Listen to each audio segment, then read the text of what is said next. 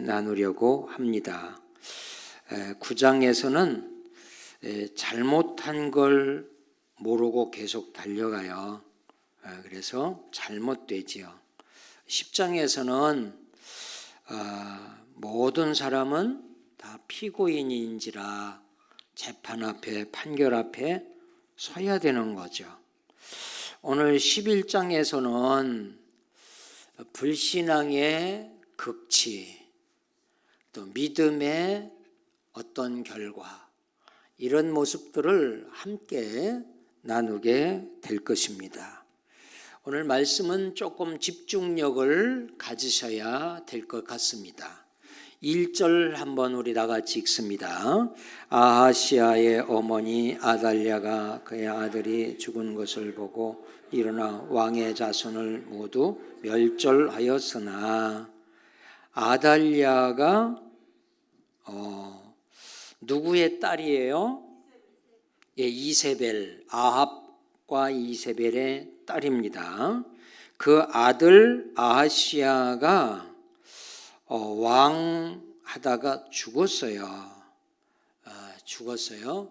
어머니, 아버지의 마음속에 아들이 죽었다. 평생 눈물 속에 살겠죠. 근데 이 어머니는 하나도 안중에 없어요. 참 희한한 엄마예요.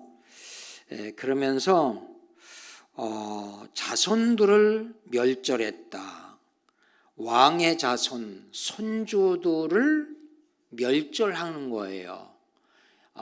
여러분, 할머니 여러분, 손주 예뻐요, 미워요? 예뻐요.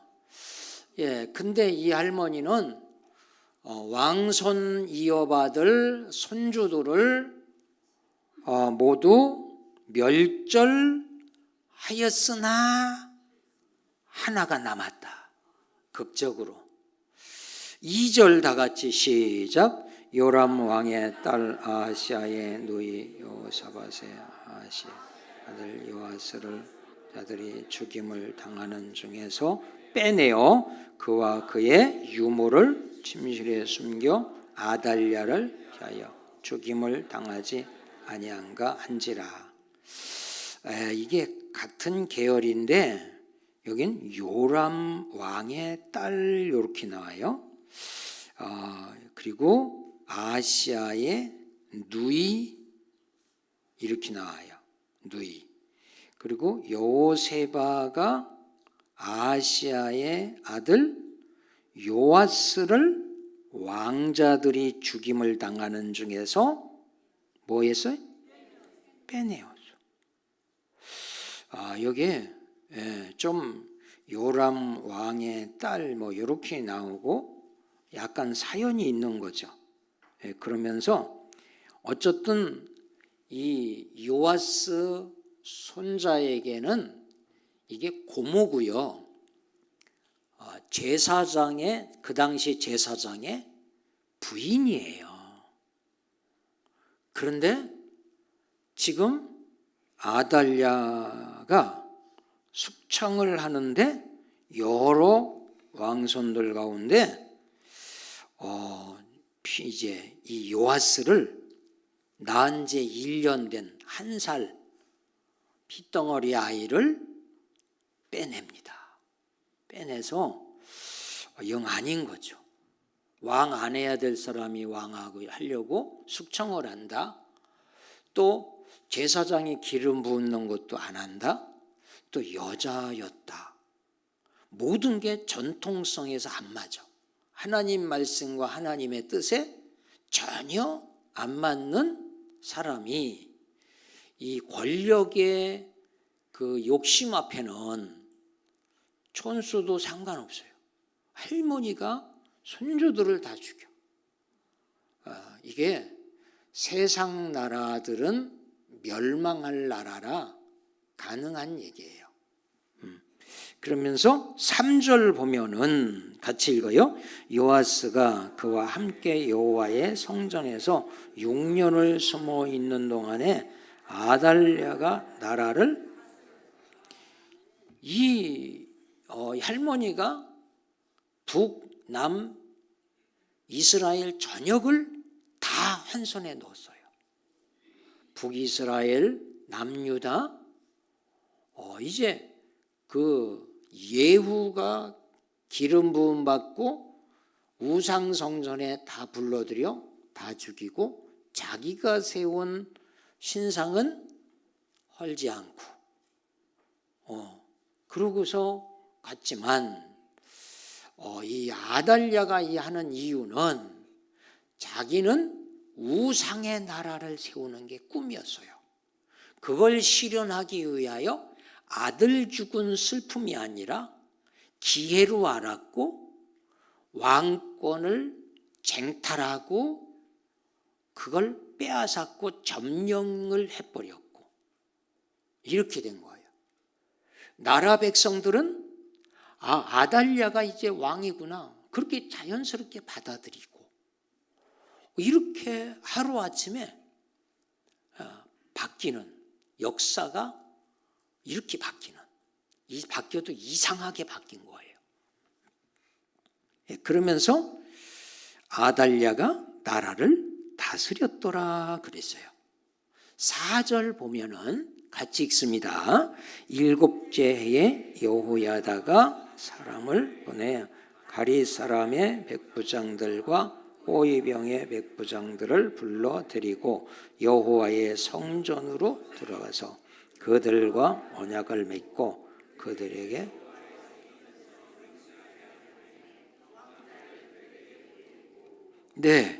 지금 무슨 얘기인 거 아니에요? 가리 사람 이렇게 나와요. 가리 사람, 가리라고 하는 지역에는 많은 백성들이 다윗 왕을 사모하고 그 왕가의 전통성을 굉장히 사모해요. 사모해서 지금 아달랴의 정권은 가짜 정권이다. 전통성이 없다. 그 가리 사람들은 그렇게 생각의식이 많은 그들의 그 당시에 제사장은 깨어있는 사람이었어요. 그 가리 사람들을 불러다가 성전에 들어오게 해서 성전에서 이 이야기를 나누는 거예요. 야, 지금 아달랴 정권이 그런 쿠데타 정권이다. 전통성에 벗어났고 하나님 법에도 안 맞고 그러니 내 말이 당신들 인정하냐? 맞다. 통했어요? 통했을 때 그들에게 언약을 맺습니다. 자, 우리가 정권 나라를 세운다. 그러니 당신들은 백부장을 5명 뽑아내서 위병을 만들고 보병을 만든 용병을 뽑아냅니다. 이때 정규군과 정교군은 아달랴 손에 들어가 있고 용병 뽑아서 왕 세우는데 호위병 해주고 세우고 그 왕을 지켜야 된다 하니까 그 나라 자체가 아달랴 정권이 돼버렸는데 이 이야기를 하니까 이 백부장들이 다들 오케이 달려들었어요. 우리 한번 해보자. 만약에 하다가 아웃되면 다 목이 달아나는 거예요. 굉장히 위험한 행위를 지금 하자고 다 달려들은 거예요. 성전 안에서 몇 명의 수장 백부장을 데리고 이거를 하겠다는 거예요. 이게 진짜 되면 승리, 안 되면 죽음. 이런 거거든요. 아달랴를 향한 도전이거든요. 그래서 이들에게 약속을 합니다. 언약을 맺고 여러분 성전 안에서 예수님은 성전의 주인이세요. 그 안에서 언약을 합니다. 그들에게 여호와의 성전에서 맹세하게 한 후에 왕자를 숨겨놨다가 유모 통해서 키우고 감춰놨다가 1살짜리 데려다가 6년 동안 키워서 7살 때 이 아이가 없는 줄 알았어. 왕손이 없는 줄 알았어. 그랬는데 이 왕손을 딱 앞에 내놓고 이 아이가 다윗 왕가의 왕의 혈통에 요하습니다 라고 했을 때 얼마나 감동스러운 사건인지. 세상, 멸망, 어두움 다 사로잡혀 있는 세상 나라 속에 작은 소수 몇 명 앞에 왕손 요아스를 내놓고 이 아이를 내가 핏덩어리일 때 빼다가 숨겨서 키웠다. 이때 7살. 그러니까 이 백부장들이 보고 감동이죠. 그렇지 않아도 언제 이 나라 하나님 제대로 된 나라 세울 겁니까? 막 가리 사람들이 그렇게 목말라 하던 사이에 얼굴 보는 자체가 주님의 얼굴을 보는 듯한 감동이 왔겠지요. 5절 다 같이 시작. 명령하여 이르되 너희가 행할 것이 이러하니 안식일에 들어온 너희 중 3분의 1은 왕궁을 주의 3분의 1은 수로문에 있고 3분의 1은 호위대 뒤에 백부장 셋 100명 다 해서 자기 위치에 왕궁 지켜라 아무도 못 나오게, 그리고 문 지켜라 못 들어오게, 그리고 이 아이는 두 백부장들 따라붙어라 호위병이다 이렇게 지키면서 7살짜리를 하나 놓고 이 아이를 잃으면 예수님 못 오세요. 하나님의 뜻 아웃되는 거예요. 예수님 오실 수가 없는 상황이에요. 7절 다 같이 시작. 안식일에 나가는 너희 중 2대는 여호와의 성전을 주의하여 지켜 왕을 호위하되 너희는 각각 손에 무기를 잡고 왕을 호위하며 너희 대열을 모든 자는 죽이고 왕이 출입할 때에 다 성전 안에서 호위해라. 이것이 안식일이었어요. 안식일은 털끝 하나 꿈쩍 안 하는 날. 왜 이들은 이렇게 해도 될까? 이유인즉 이건 땅의 일이 아니라 위에 하나님의 일이기 때문에 한 거예요. 땅에선 율법을 안식일 지켜야 되고 위에는 하나님의 뜻이 이루어지고 졸지도 주무시지도 않는 하나님이 일하고 계시는 거예요. 그 다음에 9절 다 같이 시작. 백부장들이 이에 제사장 여호야다의 모든 명령대로 행하여 안식일에 들어오는 자와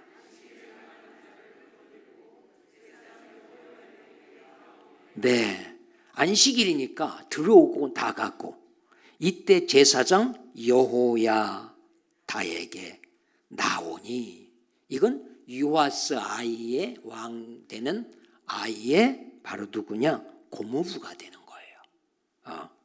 그러면서 10절 이렇게 쭉 보면은 같이 읽어요. 제사장이 여호와의 성전에 있는 이 아달랴는 이 병기가 없어요. 전통성이 없어요. 구테타 세력이에요. 그러니까 다윗 왕 때 사용하던 창하고 방패 이런 걸 백부장들에게 받아라. 이거는 다윗 왕이 너희에게 주는 거야. 뭐 이런 거예요. 그 전통성이 얼마나 대단하겠어요. 여러분 이순신 장군이 쓰던 칼을 나에게 줬다. 그 수장이에요. 그런 거예요. 그와 같은 거예요. 전통성을 이어서 이들에게 이 무기를 나눠주고 호위병이 각각 손에 무기를 잡고 왕을 호위합니다. 그리고 성전 오른쪽에서부터 왼쪽까지 제단 전체를 지키게 하고, 이들은 너무 오랜만에 왕을 만난 거예요. 하나님이 세워주신 왕. 왜 이 어린 아이 왕이 소중하냐? 아이가 능력이 있어서가 아니야. 하나님이 이 아이를 통하여 언약이 들어있기 때문에 엄청 소중한 거야. 언약, 하나님의 언약이 담겨져 있어서. 그래서 이 사람들이 목말라 하던 자에 이들이에게 이제 왕 이제 제사장이 왕관 씌워주고 기름을 부어주고, 그리고 사람들은 박수를 치고 왕 만세를 불러요. 그러니까 옆에 바짝 옆에 있던 왕궁에서 이거 무슨 소리야? 아달랴가 들어요. 듣고 뛰어나와 보니까 성전 안에서 왕의 즉위식이 다 끝나버렸고, 그 다윗 왕이 가졌던 방패와 무기를 다 손에 들고 쫙 지키고 왕 만세 뭐 그냥 감동 가운데 막 부르는 거예요.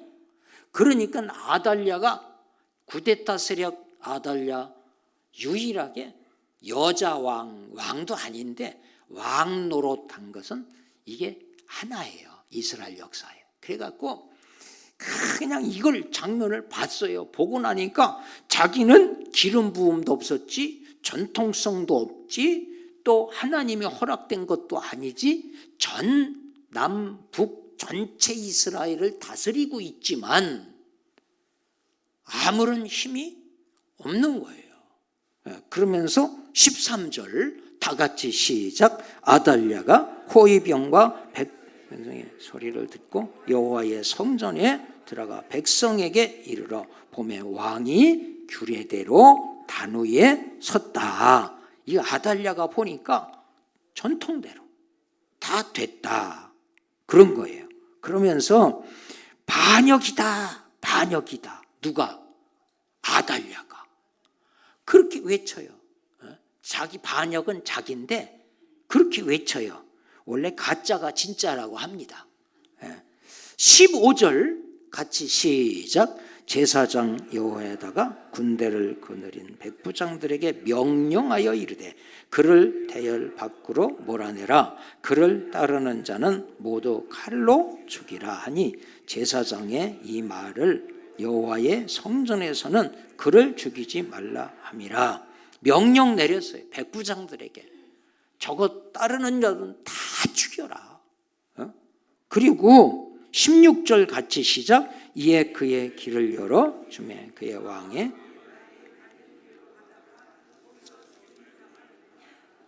이렇게 이 길을 열어주고 17절 같이요. 여호야다가 왕과 백성에게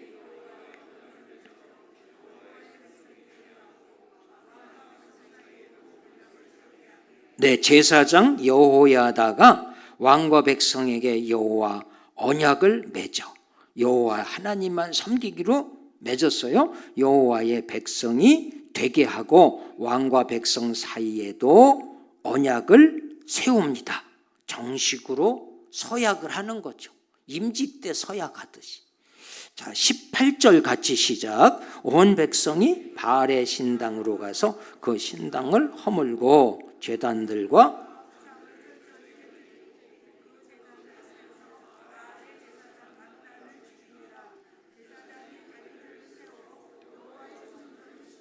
그렇습니다.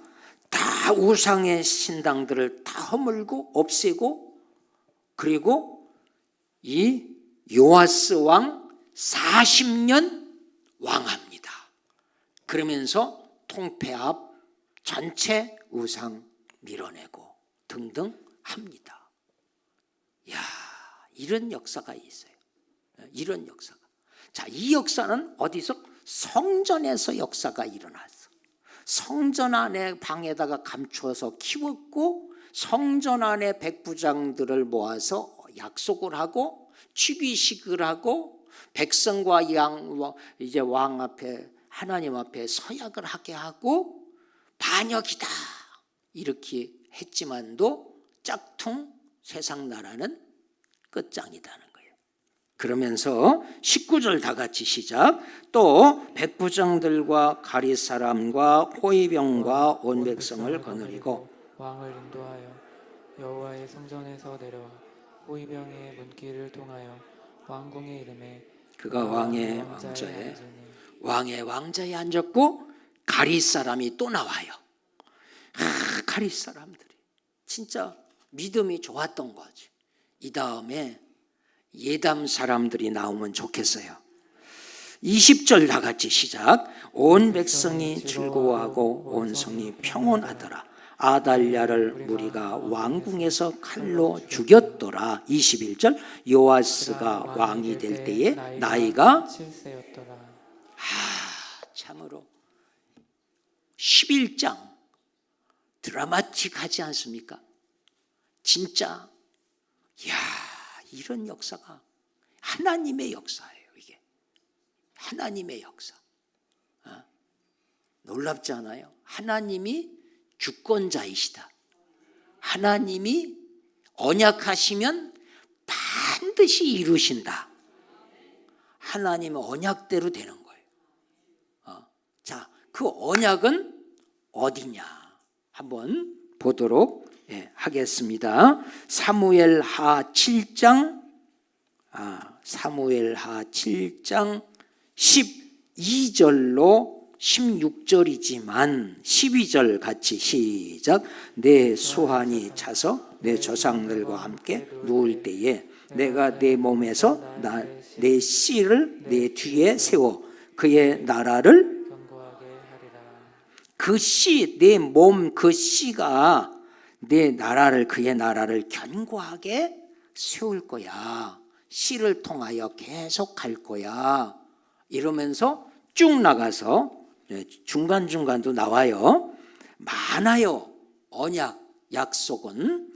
16절 다 같이 시작. 내 집과 7장 사무엘하 7장 16절 내 집과 내 나라가 내 앞에서 영원히 보존되고 내 왕위가 영원히 견고하리라 하셨다 하라. 하나님이 이렇게 왕가의 언약을 세우셨다.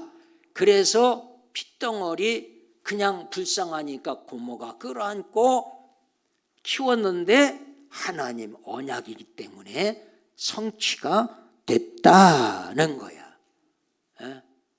자, 오늘 11장 전체를 봤어요. 이걸 좀 요약하면 요아스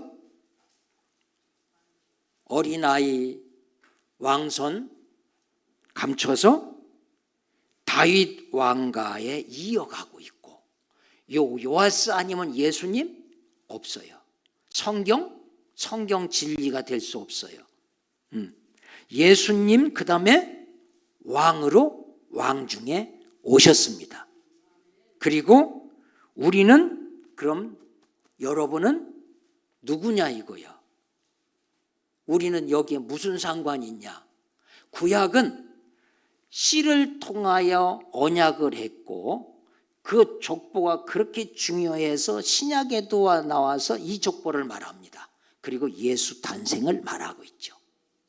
구약은 이렇게 이런 역사를 통해서 예수님을 이야기하고 있고, 신약에 와서는 예수님 오신 이후에는 예수님 왕으로 오셔서 예수님 DNA, 예수님 영접하고 믿는 자들에게는 하나님의 자녀가 되는 왕손, 영적 왕손인 거야. 따라서 여러분은 옆 사람하고 얘기해봐. 당신은 왕손입니다. 아브라함이 믿음의 대표예요. 믿음으로.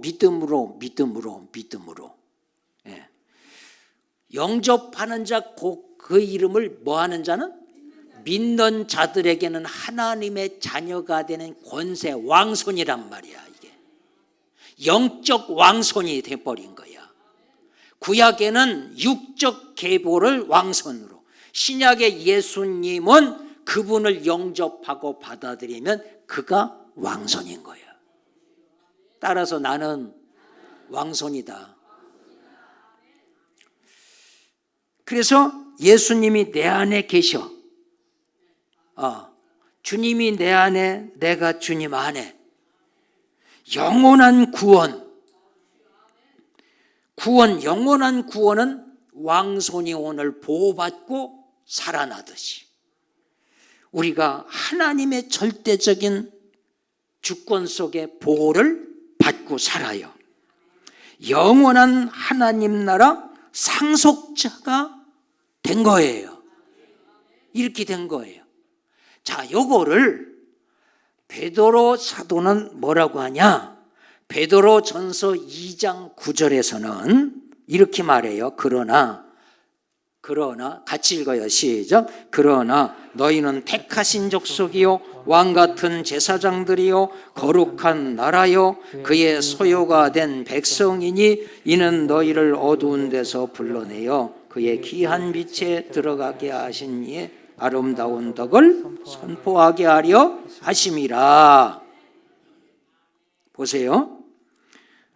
그러나 너희는 택하신 족속.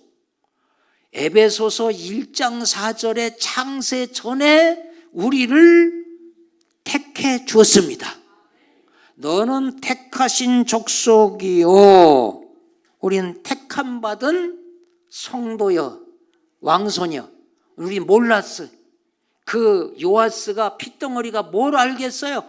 그런데 눈 떠보니까 자기가 왕가예요. 자기 통해서 다윗뿐만 아니라 내려왔고 예수님 탄생인 거야. 오늘 우리들도 마찬가지예요. 우리는 영적 왕손이 됐단 말이에요. 그 베드로전서 2장 10절 보면 너희가 전에는 백성이 아니더니 이제는 하나님의 백성이요 전에는 긍휼을 얻지 못하였더니 이제는 긍휼을 얻은 자다. 아멘. 이런 거예요. 자, 그래서 오늘 말씀이 바로 여러분 이 말씀은 11장 말씀은 오늘 나를 놓고 하는 얘기야. 너 예수 믿는 거 그냥 된 거 아니야. 한번 뿌리 좀 한번 두고 볼래? 그리고 요아스를 통하여 예수님이 오셨고 그 예수님 오신 예수를 우리 마음속에 왕으로 영원한 왕으로 모셔드려서 그 영적 DNA는 생명인데 그 생명을 내가 이어받은 거예요. 받아서 이 몸 늙어서 흙에 공중에서 바다에 산화되어 없어져도 주님 다시 오셔서 부활을 해서 이 생명과 연합하여 영원한 하나님의 왕가의 왕손으로 그 주님 계신 그 집에 가서 우리가 사는 건 추상이 아니라 전설의 고향에 나오는 얘기가 아니라 실제로